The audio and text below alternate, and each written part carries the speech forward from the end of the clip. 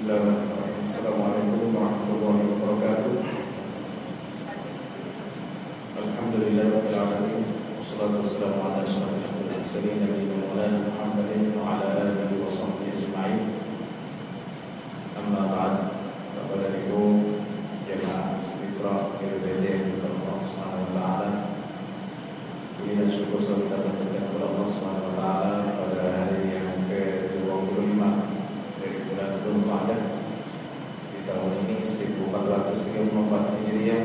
Allah Subhanahu wa taala masih melimpahkan kita karunia dan nikmat-Nya berupa umur, berupa kesehatan, kekuatan dan kesempatan sehingga kita dapat datang ke masjid ini dalam rangka melakukan sholat berjamaah, dan insyaallah kita akan lanjutkan dengan kajian hadis.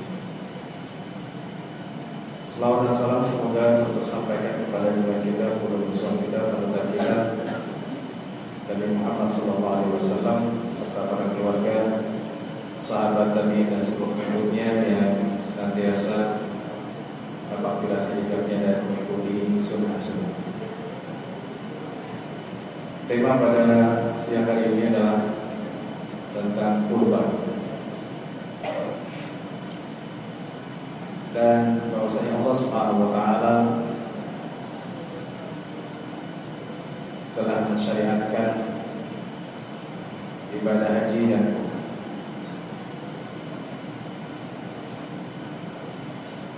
dan Allah Subhanahu wa taala menggandengkan kata salat dengan berkurban. Dalam surat Al-Kautsar, yaitu surat yang terpendek di dalam Al-Qur'an Al-Karim, A'udzu billahi minasyaitonir rajim. Bismillahirrahmanirrahim. Inna a'tainaka al-kautsar fashalli li rabbika wanhar. Sungguhnya kami telah memberikan kepada kamu nikmat yang banyak, maka salatlah dan lakukanlah nyembelihan. Dalam surat lain, yaitu dalam surat Al-An'am, Allah juga berfirman, Qul inna salati wa nusuki wa mahyaya wa mamati lillahi rabbil alamin la syarika lahu wa bidzalika umirtu wa ana awwalul muslimin. Katakanlah, sungguhnya salatku, nusuki, kurban. Nusuk itu artinya kurban, juga makna yang luas adalah ibadah. Jadi berkurban, maka berkurban adalah sesuatu yang telah dicontohkan oleh bapak para nabi, yaitu Ibrahim alaihissalam. Kisahnya dengan ringkas karena di sini banyak pembahasan, bahwa Ibrahim alaihissalam diperintahkan untuk menyembelih anaknya Ismail.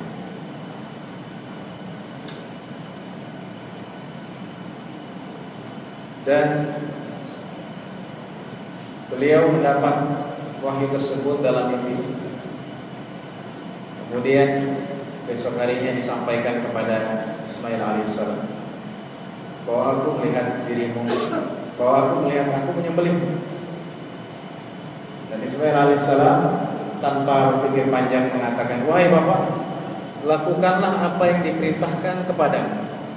Engkau akan mendapatkan aku sebagai orang-orang yang bersabar.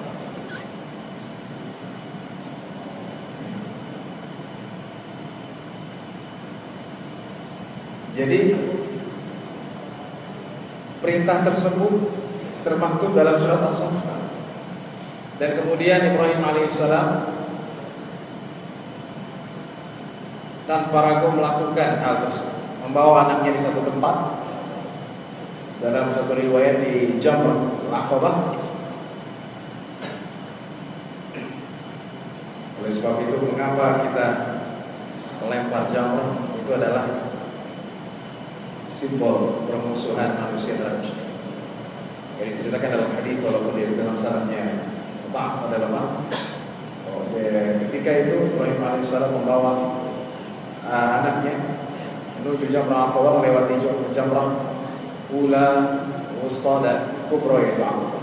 Setiap jamrah syaitan datang, kemudian Ibrahim alaihissalam mengambil beberapa batu untuk ditimpukan kepada syaitan, dan syaitan pergi. Jamrah Wusta juga begitu, Jamrah Aqabah juga begitu. Akhirnya syaitan tidak berwadah lagi, dan ketika itulah Ibrahim alaihissalam melakukan itu.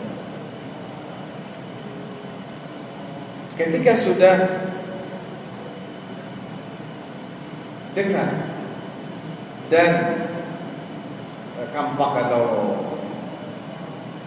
dahulu pakai kampak atau pedang, sudah dekat dengan leher Ismail alaihissalam dan melakukannya Ibrahim alaihissalam, Allah menggantinya dengan wa fadainahu bidzibhin adzim. Kami ganti dengan sembelihan yang besar, yaitu domba yang besar. Maka ibadah kurban adalah satu yang sunnah muakkadah. Jumhur ulama mengatakan sunnah muakkadah, sedangkan Imam Ahmad mengatakan wajib bagi yang mampu. Ya. Karena dalam hadis-hadis sangat banyak. Dalam ayat tadi sudah jelas, dalam hadis sahih Rasulullah ya, 10 tahun di Madinah beliau menyembelih kurban. Juga dalam hadis sahih lainnya, dhaha Rasulullah SAW bi kabshaini amlahaini yadhbahahuma biyadi. Rasulullah menyembelih kurban, yaitu 2 domba yang bawahnya putih, atasnya hitam. Di sini ada perbedaan antara ahli bahasa. Amlah itu apakah atasnya hitam putih atau atasnya putih bawahnya hitam? Yang jelas ada campuran putih dengan hitam. Dengan tangannya sendiri. Ya. Dan meletakkan tangannya, kakinya di antara sembelihannya. Jadi Rasulullah menyembelih sendiri.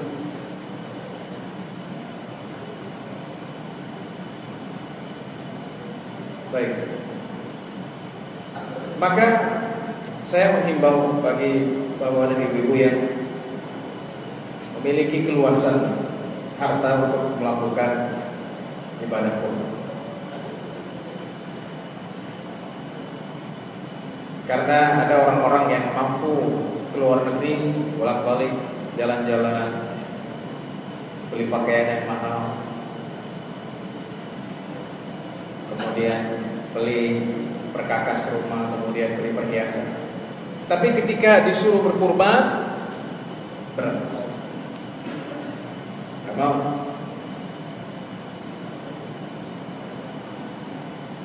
Ada juga sebaliknya, memaksakan melakukan kurban karena sunnah muakkadah. Ada orang yang meminjam uang karena ingin berkurban, maka itu tidak disarankan dari sunnah. Dulu ketika saya di Maroko, itu di setiap rumah menyembelih 2 kurban, mesti. Tapi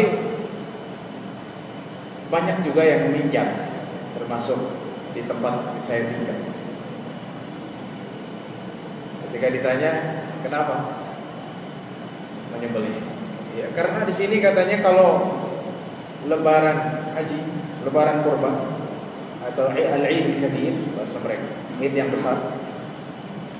Kalau kita Eid yang besar Idul Fitri, Eid yang tidak terlalu ramai ya Idul Adha. Mereka ada Idul Kabir, Eid yang besar adalah Idul Adha. Mereka mengatakan di sini kalau lebaran kurban atau lebaran haji, namanya pasar tutup selama seminggu, jadi nggak bisa membeli. Maka kami menyembelih. Terus saya tanya, dagingnya dibagikan tidak? Kata mereka, tidak. Ya. Karena semua orang di sini di Meknes ketika itu menyembelih kurban, jadi tidak ada yang dikasih, semuanya. Padahal orang tersebut meminjam. Ya. Jadi Rasulullah mengajarkan kita untuk melakukan kurban. Kemudian hewan yang dikurbankan, ya, sering beberapa kali datang ada yang bertanya apakah boleh dari unggas. Tidak boleh. Yang namanya hewan kurban itu harus dari binatang ternak dari 4 jenis, yaitu unta, kemudian sapi, ya, dan kambing dan domba. Jadi kalau pakai ayam kampung gitu tidak bisa, ya, atau pakai burung tidak bisa, pakai bebek itu biar agak kurang. Jadi harus dari 4 jenis ini. Dan Rasulullah SAW mengajarkan kepada kita untuk menyembelih yang sudah umurnya. Rasulullah bersabda, "La tadbahu illa musinnatan, illa an yu'sara 'alaikum, fatadbahu jaz'atan min Allah." Jadi jangan kau menyembelih kecuali yang sudah berumur. Ya, musinnah di sini adalah ibil. Ya. Unta atau sapi. Kalau engkau tidak bisa, maka yang kalau bisa dan mampunya lebih kurang dari itu, maka sembelihlah, yaitu domba yang berumur 6 bulan. Jadi domba 6 bulan ke atas. Kambing setahun ke atas. Kemudian sapi 2 tahun ke atas. Dan unta 5 tahun ke atas.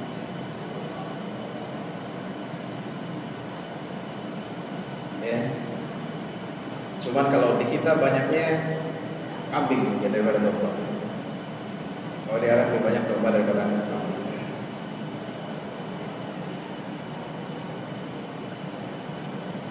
Jadi hewan-hewan inilah yang boleh atau yang bisa disembelih pada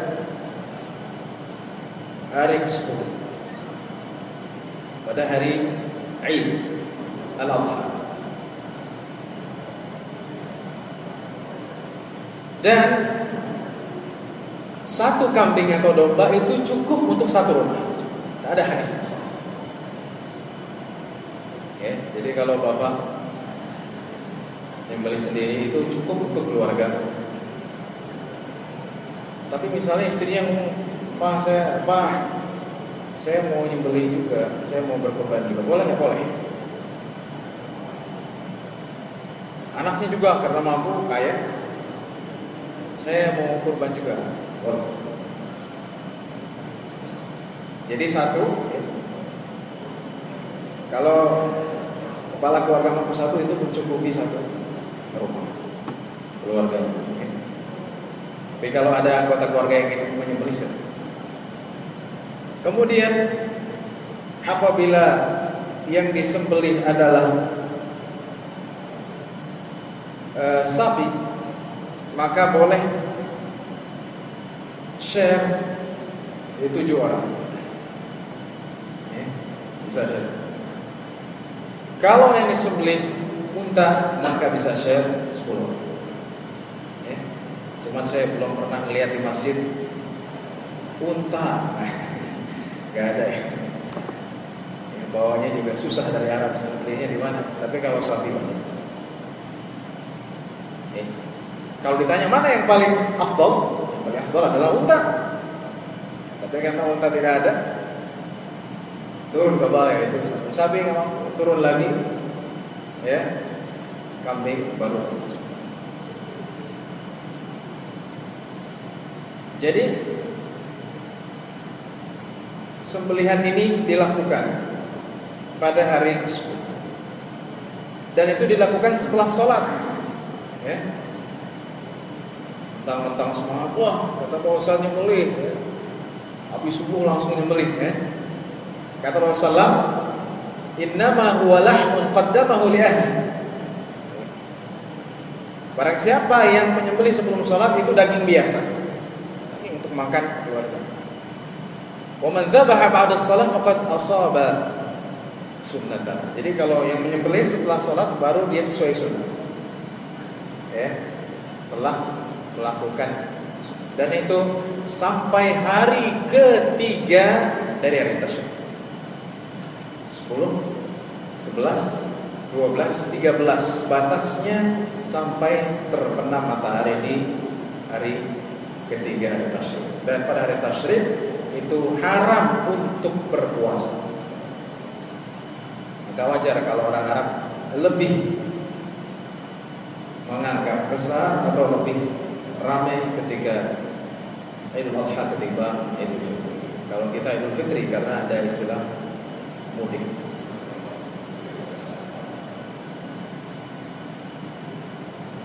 Bapak dan Ibu dimuliakan Allah Subhanahu wa taala. Dan sembelihan yang kita atau hewan yang kita akan sembelih tidak boleh cacat, ya, pincang begitu atau sakit tidak boleh, ya. Kalau tanduknya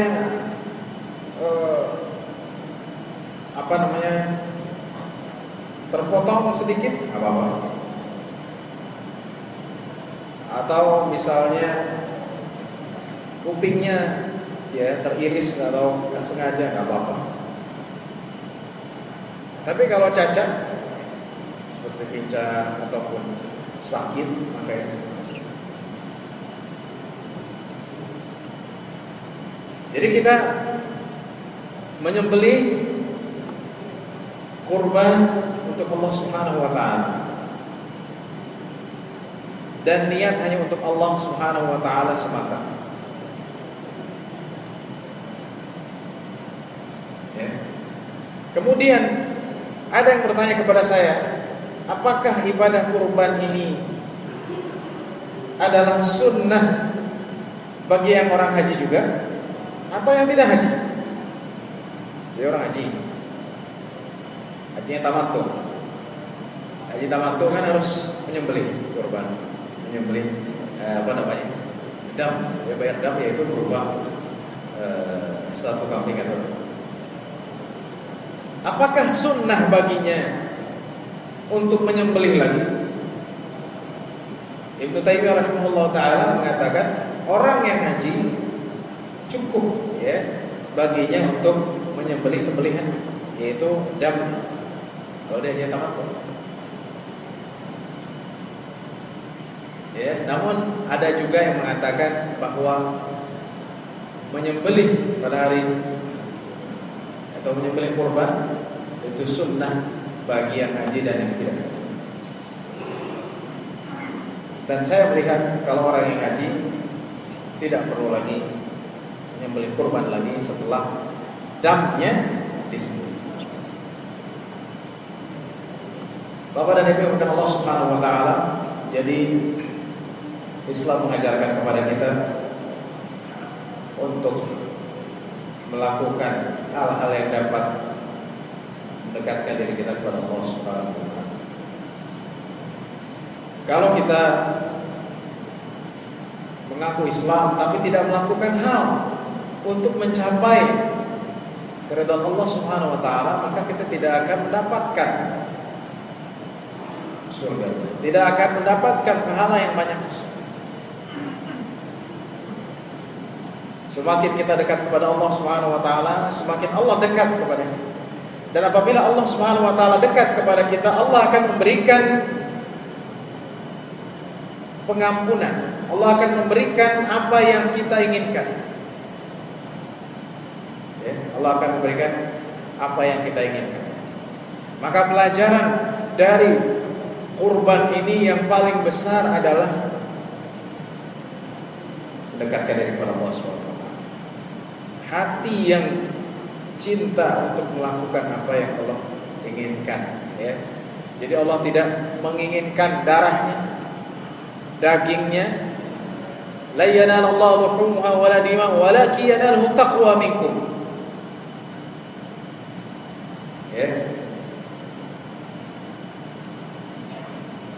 Jadi tidak akan sampai kepada Allah darahnya ataupun dagingnya, tapi yang sampai kepada Allah yang dilihat adalah takwanya, bahwa kita takut kepada Allah. Saya ingin bersembelih, kenapa? Karena ini sunnah. Saya cinta untuk melakukan sunnah. Itu yang pelajaran penting dari kurban. Yang kedua, kurban itu adalah berserah diri. Sebagaimana Ismail alaihissalam menyerahkan dirinya kepada Allah Subhanahu wa taala. Juga bapaknya menyerahkan diri kepada Allah Subhanahu wa taala pada satu kondisi yang di luar dari logika manusia. Bapak menyembelih anaknya, kira-kira masuk akal? Tidak. Bapak bunuh anak. Paling anaknya ketika kabur atau bapak membunuh saya. Tapi Ibrahim alaihissalam mengatakan, dan Ismail alaihissalam tanpa ragu lakukan. Ya, maka pelajaran yang ketiga dari kurban ini adalah bahwa agama tidak selamanya bisa dilogikakan. Kalau kita bermain dalam logika atau dengan logika, maka banyak hal yang dalam logika kita tidak masuk. Sekarang orang berbondong-bondong ke Baitullah untuk melakukan haji, ya, kuotanya dikurangi. Mungkin ada yang bilang, loh, kalau begitu bikin aja, ya, tempat haji yang lain. Bisa? Tidak bisa, karena tidak bisa begitu. Atau ketika hari 10, ketika tawaf ifadah sangat penuh, ya dipindah harinya ke hari 14 atau 15, tidak bisa. Di agama itu adalah dengan wahyu. Ya. Ketika Ali bin Abi Thalib radhiyallahu anhu meriwayatkan hadis tentang membasuh sepatu khuf, ya, sepatu yang menutupi mata kaki, itu disunahkan bagi orang yang musafir. Kata Ali, seandainya membasuh sepatu yang menutup mata kaki dengan akal, maka saya akan membasuhnya bagian bawah. Kan yang blok bagian bawah, apalagi tanahnya banyak habis hujan. Tapi Rasulullah mengajarkan untuk membasuh, membersihkan bagian atas. Nah, itu tidak masuk logika. Maka Ali mengatakan kalau agama itu pakai logika, maka pas Rasulullah menyuruh kita untuk membersihkan bagian bawah dari sepatu, itu bukan bagian atas. Mengusapnya bagian bawah, karena yang kotor kok.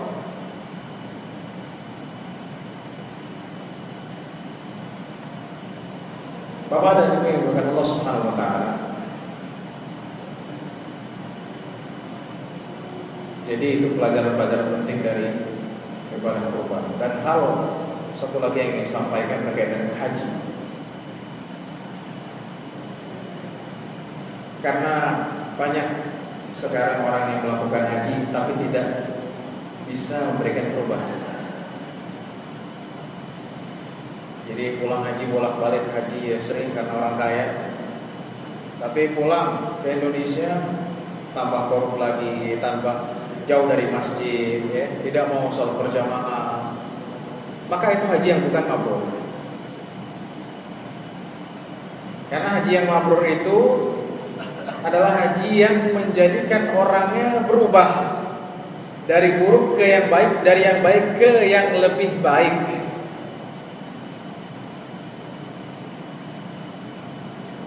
Haji itu bukan hanya gelar sosial. haji fulan ya, apalagi sekarang mau pemilu kada, pilpres yang lainnya, sehingga kalau ada hajinya lebih enak didengar, lebih pantas, lebih orang menghormati. Jadi haji sama seperti kurban tadi ya, tujuannya agar kita menjadi orang yang bertakwa, agar kita berubah. Dan perubahan itu bukan mimpi, tidak bisa diraih dengan angan-angan, tapi dilakukan dan diimplementasikan dalam kehidupan kita. Sehingga Allah Subhanahu wa taala menjelaskan al-hajju asyhurun ma'lumat faman farada fihinna al-hajja fala rafatha wala fusuqa wala jidala fil hajj. Jadi haji adalah bulan-bulan tertentu. Barang siapa melakukan haji maka tidak boleh melakukan atau mengatakan perkataan kotor, melakukan perbuatan kotor, dan tidak boleh berselisih atau berdebat ketika haji. Ya, jadi kalau haji ya di sana ngomong kotor, ngegosip, ya, mencela orang, sombong, ya. Sering datang cerita pada saya orang yang sombong di sana, nyasar ngelilingin Masjidil Haram, keluar nggak tahu dari pintu yang mana, kesasar. Dan juga tidak berlaku yang kotor, dan juga tidak berdebat, ya. Mentang-mentang mau pilpres, ya, kesana malah debat calon presiden dan lain-lainnya. Nah, itu adalah hal yang menyebabkan haji kita tidak sempurna. Sehingga Rasulullah mengatakan, "Man hajja falam yarfuth walam yafsuq kharaja kayyum waladat." Barang siapa yang haji dan tidak melakukan perkataan kotor, tidak mengatakan perkataan kotor, dan tidak melakukan perbuatan kotor, maka dia kembali, maka dia keluar seperti dia keluar pertama kali ke dunia, dilahirkan oleh ibu. Semoga Allah Subhanahu wa taala menjadikan kita hamba-hamba yang saleh. Semoga Allah Subhanahu wa taala memberikan kita kenikmatan untuk melakukan ibadah haji dan menerima kurban kita, dan Allah mengabulkan segala doa-doa kita dan redha kita. Subhanahu wa ta'ala. Sallallahu alaihi Muhammadin wa ala alihi wasallam walhamdulillah. Ada pertanyaan? Silakan, mau bertanya? Berkaitan dengan kurban.